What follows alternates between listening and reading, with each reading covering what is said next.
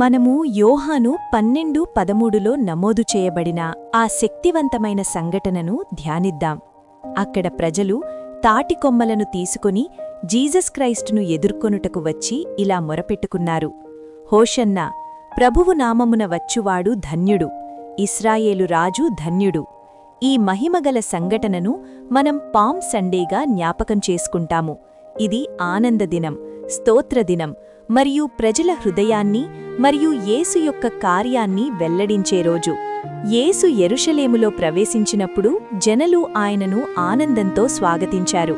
తాటికొమ్మలను ఊపుతూ వాటిని మార్గముపై పరచి స్తోత్రాలు పలికారు.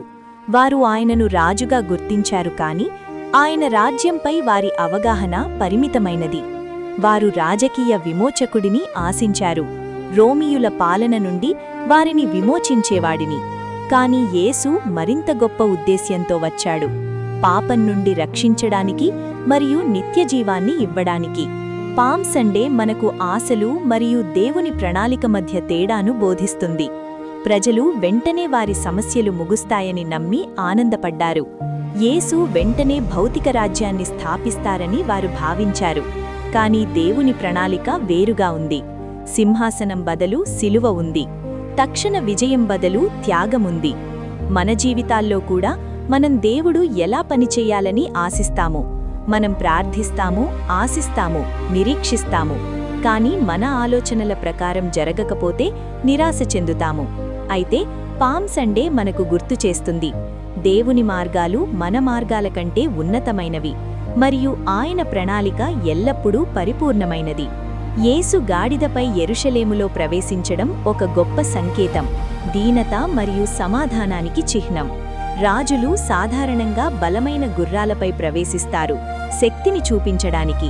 కాని యేసు గాడిదపై వచ్చాడు. తన రాజ్యం బలంపై కాదు, ప్రేమ, కృప మరియు వినయంపై ఆధారపడినదని చూపించాడు. ఇది మనకు గొప్ప పాఠం నేర్పుతుంది.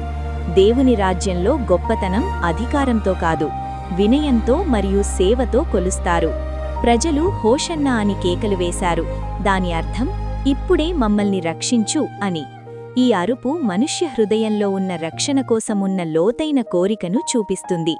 ప్రతి మనిషి తెలిసినా తెలియకపోయినా ఏదో ఒకటి తనను రక్షించాలని కోరుకుంటాడు. బాధ నుండి, ఖాళీగా ఉన్న మనసు నుండి, భయం నుండి, పాపం నుండి. పామ్ సండే రోజున జనులు విమోచనం కోసం మొరపెట్టుకున్నారు. కాని యేసు తీసుకువచ్చిన రక్షణను పూర్తిగా అర్థం చేసుకోలేదు.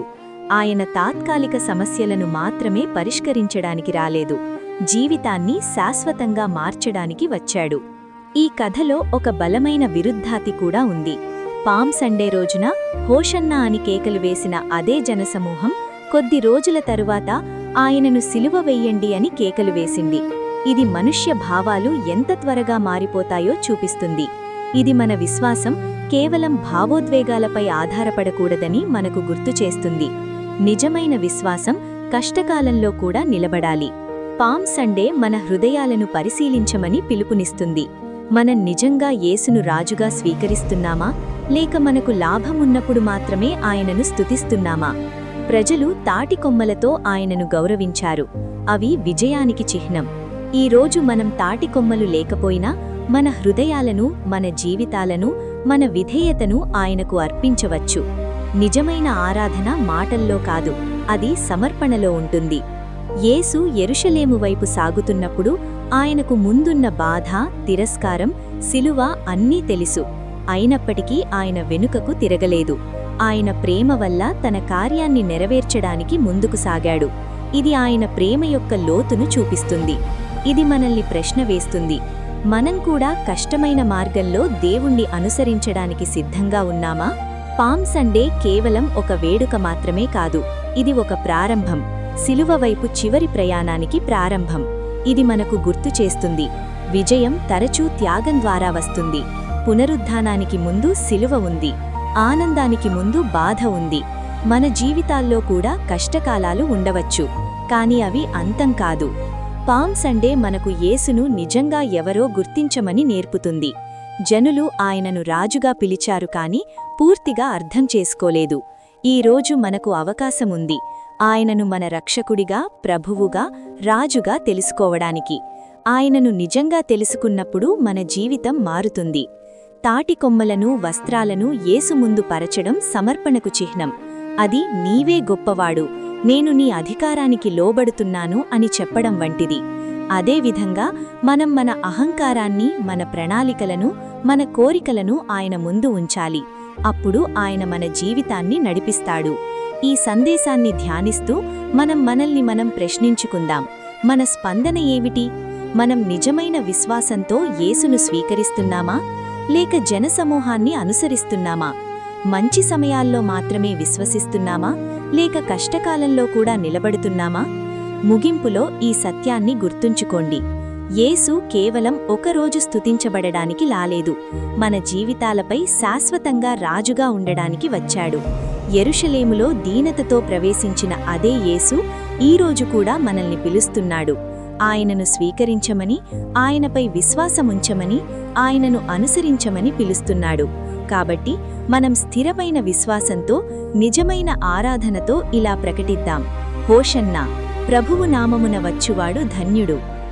ప్రార్థన. ప్రియమైన పరలోక తండ్రి, ఈ పవిత్రమైన పామ్ సండే రోజున నీ సన్నిధిలో నమ్రతతో వచ్చుచున్నాము. ప్రభువా, యెరూషలేములోకి విజయంగా ప్రవేశించిన నిన్ను మన హృదయాల్లో రాజుగా స్వీకరిస్తున్నాము. హోషన్నా అని మొరపెట్టుకున్న జనుల వలె మేము కూడా నిన్ను మా రక్షకుడిగా అంగీకరిస్తున్నాము. మా పాపాలను క్షమించుము, మా హృదయాలను శుద్ధి చేయుము, నీ చిత్తానికి లోబడే జీవితం మాకు అనుగ్రహించుము. ప్రభువా, మా భారాలను నీ పాదాల వద్ద ఉంచుతున్నాము. మా భయాలను తొలగించుము, నీ సమాధానముతో మమ్మల్ని నింపుము. వినయంతో నడిచే హృదయాన్ని మాకివ్వుము, నీ ప్రేమను ఇతరులకు పంచే కృపను ప్రసాదించుము. మా కుటుంబాలను ఆశీర్వదించుము, రక్షించుము, నీ సన్నిధి ఎల్లప్పుడూ మాతో ఉండని. ఈ ప్రార్థనను జీసస్ క్రైస్ట్ నామంలో అడుగుచున్నాము తండ్రి. ఆమేన్.